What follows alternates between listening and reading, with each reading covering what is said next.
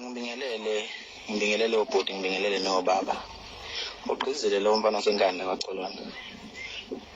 Asibonge sothole ngwane, asibonge into omdala ukuthi nje kube khona obuya nakho ositholela khona kade kuthuleke kangaka egroupini. Ungekho umhlahlandlela ngempela wento esihlangene ngayo lapha. Siyabonga ngwane.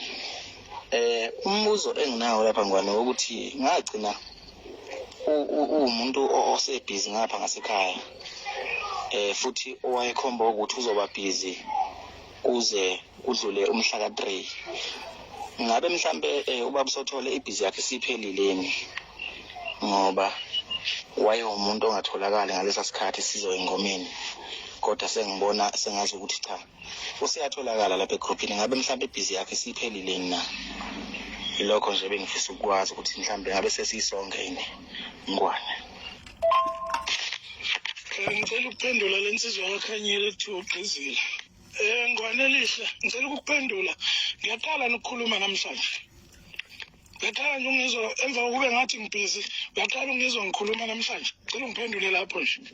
Uyaqala nokungizwa ngikhuluma namhlanje egroupini na?